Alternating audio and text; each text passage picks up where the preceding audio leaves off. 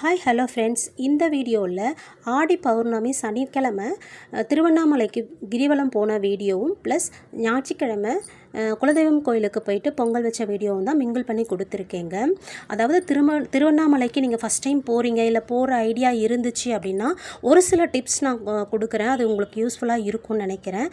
ஏன் அப்படின்னா கிட்டத்தட்ட நாங்கள் 1 இயராக வந்து கிரிவலம் போயிட்டுருக்கோம், நானும் ஹஸ்பண்டும். இந்த 1 இயரில் ஒரு 3 to 4 மந்த் நான் போகாமல் இருந்திருப்பேன். அவர் மட்டும் ஆனால் கண்டினியூஸாக போயிட்டுருக்காரு.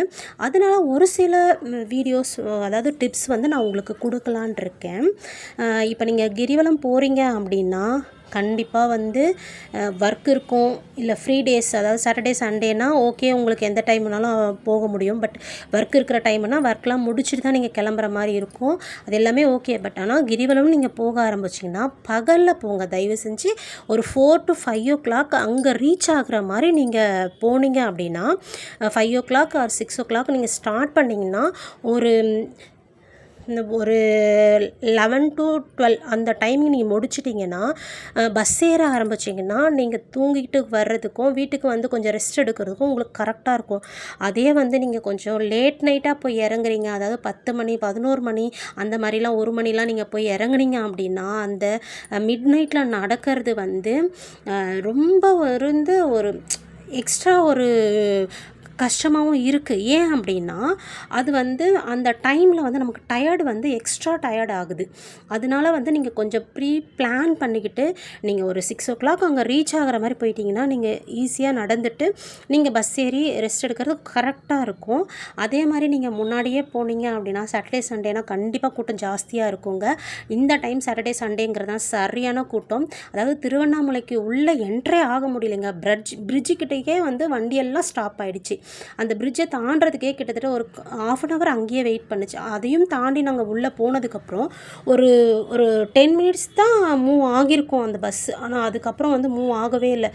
பாருங்கள், நிறைய பேர் அங்கேயே நின்றுருக்காங்க. இவங்க எல்லாம் யாருன்னு பார்த்தீங்கன்னா காரில் போகிறவங்க உள்ளே சுத்தமாக என்ட்ரி அலௌடே கிடையாதுங்க. அவங்க வெளியிலேயே காரெல்லாம் பார்க் பண்ணிவிட்டு அங்கேருந்து ஆட்டோவோ அவங்க எப்படி நடந்து போகிறாங்களோ அதுக்கேற்ற மாதிரி தான் அவங்க போகணும்.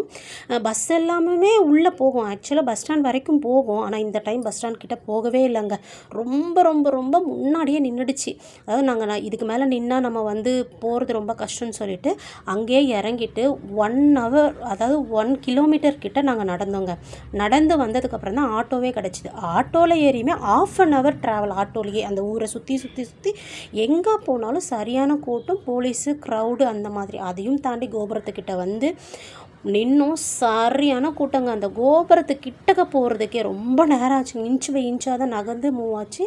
கோபுரத்துக்கிட்ட போயிட்டு நம்மளோட பிரார்த்தனையெல்லாம் வச்சுட்டு கிரிவலம்லாம் சுற்றி ஓரளவுக்கு வந்துட்டோம். முடிக்கும்போது பார்த்திங்கன்னா 6 o'clock, மார்னிங் 6 o'clockலாம் கிரிவலம் முடிச்சிட்டோம். அதுக்கு நடுவில் எதுவும் என்னால் கிளிப் எடுக்க முடியல, ஏன்னா சரியான கூட்டங்க. அதுவும் நாங்கள் மிட் நைட்டில் தான் நடந்தோமா, என்னால் அது டயர்டும் வேறு ரொம்ப ஜாஸ்தியாக இருந்தது. அதனால் என்னால் வீடியோஸ் நிறைய எடுக்க முடியல. 11:30 போல் நாங்கள் வீட்டுக்கு வந்து ரீச் ஆகிட்டோம்.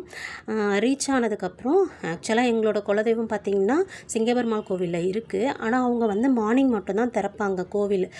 அதனால் எனக்கு ஒரு கஷ்டமாயிடுச்சு. நம்ம 11:30க்கு வந்திருக்கோம், இதுக்கப்புறம் போய் பொங்கல்லாம் வைக்க முடியாது, ரொம்ப ஃபீல் பண்ணேன். சரி ஓகே, இருந்தாலும் கோவில் பூசாரிக்கு நம்ம கால் பண்ணி கேட்கலாம் அப்படின்னு சொல்லி கால் பண்ணி கேட்கும்போது, இல்லை ஆடி மாதத்தில் வந்து ஈவினிங்கும் நான் கோவில் வந்து ஓப்பன் பண்ணுறேன்ப்பா, நீங்கள் 5 o'clock வாங்க அப்படின்னு சொல்லி அவர் சொல்லிட்டார். சரி ஓகே, நமக்கு வந்து ரொம்ப திருப்தி ஆகிடுச்சு. வந்து 11:30க்கு வந்து வீட்டில் வந்து டிஃபன் கொடுத்தாங்க. சாப்பிட்டுட்டு ரெஸ்ட் எடுத்துகிட்டு ஒரு 4 o'clock எழுந்து குளிச்சுட்டு கோவிலுக்கு கிளம்பிட்டோம்.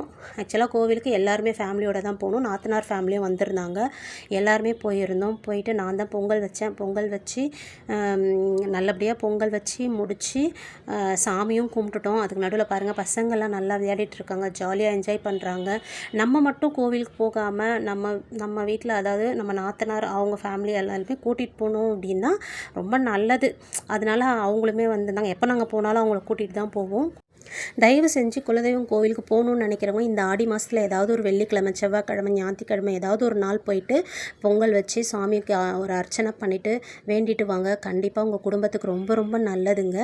அந்த மாதிரி நாங்களும் போயிட்டு எங்களோட பிரார்த்தனையெல்லாம் வச்சுட்டு நல்லபடியாக கிளம்பிட்டோங்க.